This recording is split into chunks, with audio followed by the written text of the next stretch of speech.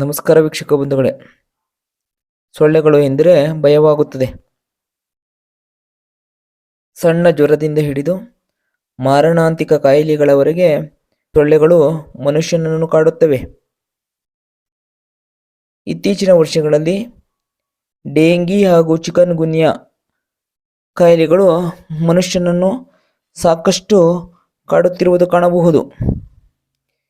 Dengue ಹಾಗೂ chicken ಗುನ್ಯಾ ಸೋಂಕು ಹರಡುವ ಸೊಳ್ಳೆಗಳ ಮೊಟ್ಟೆಗಳು ತಮ್ಮ ಚಯಾಪಚಯ ಬದಲಿಸಿಕೊಳ್ಳುವ ಮೂಲಕ ತೀವ್ರ ನಿರ್ಜಲೀಕರಣದ ಪರಿಸ್ಥಿತಿಯಲ್ಲಿಯೂ ಬದುಕುಳಿಯುತ್ತವೆ ಎಂಬ ಅಂಶವನ್ನು ಸ್ಟೆಮ್ ಸೆಲ್ ಮತ್ತು ಪುನರುತ್ಪಾದಕ ಔಷಧ ಸಂಸ್ಥೆ ತನ್ನ ವರದಿಯಲ್ಲಿ ಹೇಳಿದೆ.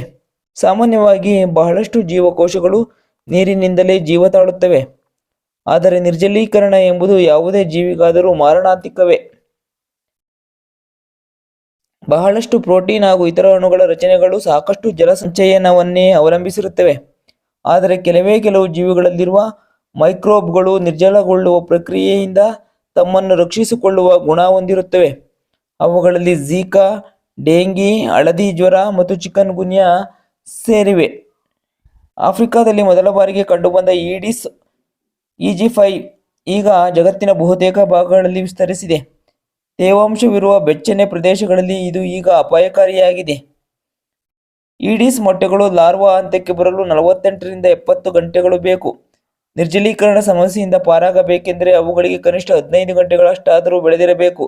ಈ ಅವಧಿಯೊಳಗೆ ಮೊಟ್ಟೆಗಳು ಶುಷ್ಕಗೊಂಡರೆ ಅವು ಲಾರ್ವಾ ಹಂತವನ್ನು ತಲುಪಲು ವಿಫಲವಾಗುತ್ತವೆ ಎಂದು ಸಂಶೋಧನೆ ಹೇಳಿದೆ. ಇಡೀ ಜಗತ್ತಿನ ಅರ್ಧದಷ್ಟು ಜನರನ್ನು ಕಾಡುತ್ತಿರುವ ವೈರಾಣು ಸೋಂಕಿನ ಮೂಲಕ ಹರಡುವ ಬಹಳಷ್ಟು ಕಾಯಿಲೆಗಳಿಗೆ ಈ ಈಡಿಸ್ EG5 ಮೂಲ ಕಾರಣ. ಜೊತೆಗೆ ಇಡೀ ಜಗತ್ತನ್ನೇ ಬಹಳ ವೇಗದಲ್ಲಿ ಹರಡಿರುವ ಈ ಸೊಳ್ಳೆಯ ತಳಿಯಿಂದಾಗಿಯೇ ಸೋಂಕಿನ ಪ್ರಮಾಣದಲ್ಲಿನ ಏರಿಕೆ ಕಾರಣವಾಗಿದೆ. ಚಯಾಪಚಯ ಕ್ರಿಯೆಯನ್ನೇ ಬದಲಿಸಿ ಇವುಗಳು ಬದುಕುಳಿದಿರುವುದು ಪತ್ತೆಯಾಗಿದೆ ಎಂದು ಸ್ಟೆಮ್ ಸೆಲ್ ಮತ್ತು ಪುನರುತ್ಪಾದಕ ಔಷಧ ಸಂಸ್ಥೆಯ ವಿಜ್ಞಾನಿ ಸುನಿಲ್ ಲಕ್ಷ್ಮಣ್ ಹೇಳಿದ್ದಾರೆ. ಇಂಥ ಪ್ರತಿಕೂಲ ಪರಿಸ್ಥಿತಿಯ ಹಲವು ಮೊಟ್ಟೆಗಳನ್ನು ಪರೀಕ್ಷೆಗೆ ವಿಜ್ಞಾನಿಗಳು ಒಳಪಡಿಸಿದ್ದು ಅವುಗಳಲ್ಲಿ ಬಹುತೇಕವು ಈ ಸಮಸ್ಯೆಯನ್ನು ಮೀರಿ ನಿಂತಿರುವುದು ಪತ್ತೆಯಾಗಿದೆ. ಜೊತೆಗೆ ಚಯಾಪಚಯ ಕ್ರಿಯೆಯ ಮಾರ್ಗವನ್ನೇ ಬದಲಿಸಿ ಶುಷ್ಕದೊಂದಿಗೆ ಮೊಟ್ಟೆಯನ್ನು ರಕ್ಷಿಸಿಕೊಂಡಿರುವುದು ಗೊತ್ತಾಗಿದೆ ಎಂದಿದ್ದಾರೆ. ಈಡಿಸ್ ಸೊಳ್ಳೆ ಮೊಟ್ಟೆಗಳು ಸಂಪೂರ್ಣವಾಗಿ ಶುಷ್ಕಗೊಂಡ ನಂತರ ಅನಿರ್ದಿಷ್ಟವಾಗಿ ಬದುಕಬಲ್ಲವು ಮತ್ತು ಕಾರ್ಯಸಾಧ್ಯವಾದ ಲಾರ್ವಾಗಳಾಗಿ ಹೊರಬರುತ್ತವೆ. ಭ್ರೂಣಗಳು ಒಣಗಿ ಮೇಲೆ ತಮ್ಮ ಚಯಾಪಚಯ ಕ್ರಿಯೆಯನ್ನು ಪುನರುಜ್ಜೀವನಗೊಳಿಸುತ್ತವೆ. ನಿರ್ಜಲೀಕರಣದ ಮೂಲಕ ತಮ್ಮನ್ನು ತಾವು ರಕ್ಷಿಸಿಕೊಳ್ಳುತ್ತವೆ. ನೀರು ಮತ್ತೆ ಲಭ್ಯವಾದ ನಂತರ ಪುನರುಜ್ಜೀವನಗೊಳ್ಳುತ್ತವೆ ಎಂದು ಲಕ್ಷ್ಮಣ್ ಅವರು ವಿವರಿಸಿದ್ದಾರೆ. ಏನೇ ಆಗಲಿ, ಮಾರಣಾಂತಕವಾಗಿರುವ ಸೊಳ್ಳೆಗಳ ಬಗ್ಗೆ ಸಾರ್ವಜನಿಕರು ಜಾಗೃತಿ ವಹಿಸುವುದು ಅತ್ಯಗತ್ಯವೂ ಆಗಿದೆ.